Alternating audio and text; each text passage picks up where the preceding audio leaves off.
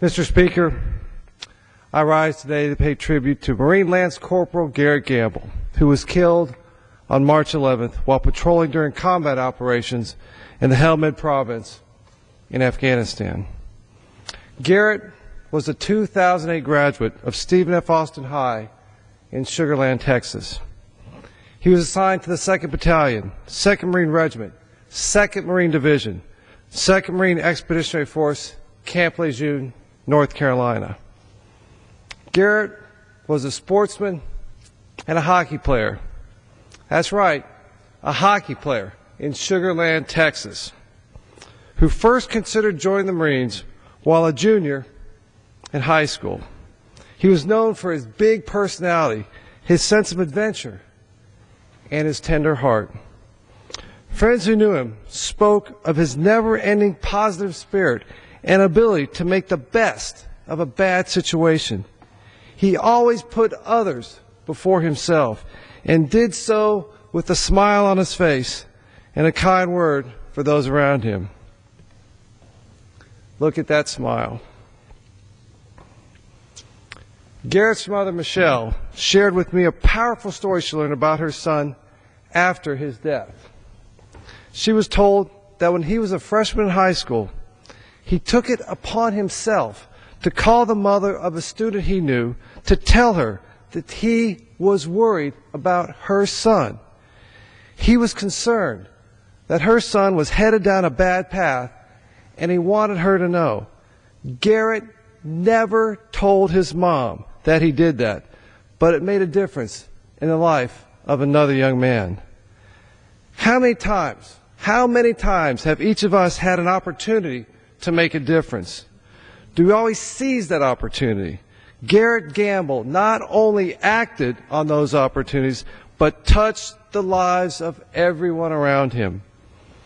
This is a posting on a Facebook page dedicated to Garrett that speaks to his character.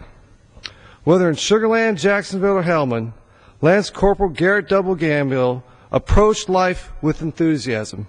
He was caring, kind, and fun to be around, but he took his job as a U.S. Marine very seriously. Garrett spent a lot of time, quote, outside the wire, end quote, and yesterday, that's where he laid down his life so that we may live in liberty. Thank you, Garrett, for the precious gift of freedom. May you rest in peace with our Lord, and may God's angels surround your family until you are reunited. Sincerely, Pat. I'd like to close by reading a poem that Garrett's family and friends say epitomizes who he was. It's called Ode to a Marine, dedicated to all Marines, past and present. It's by Jeannie Selinsky. In a crowd, you're bound to spot him. He's standing so very tall. Not too much impresses him. He's seen and done it all. His hair is short, his eyes are sharp, but his smile's a little blue. It's the only indication of the hell that he's gone through. He belongs to a sacred brotherhood, always faithful to the end. He has walked right into battle and walked back out again. Many people think him foolish for having no regrets. After having lived through many times, others would forget. He's the first to go and the last to know, but never questions why, on whether it's right or wrong, but only do or die. He walks a path most won't take. He's lost much along the way, but he thinks a lot of freedom. It's a small price to pay. Yes, he has chosen to live a life off the beaten track, knowing well each time he's called, he might not make it back. So, next time you see a devil dog standing proud and true, be grateful for all he's given. He's given it to you. Don't go up and ask him what it's like to be in a war.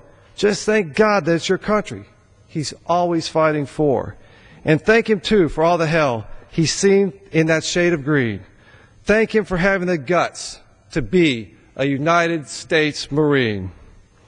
Mr. Speaker, America cannot repay the debt we owe Garrett Gamble, but we can say thank you for his selfless commitment to serve our nation.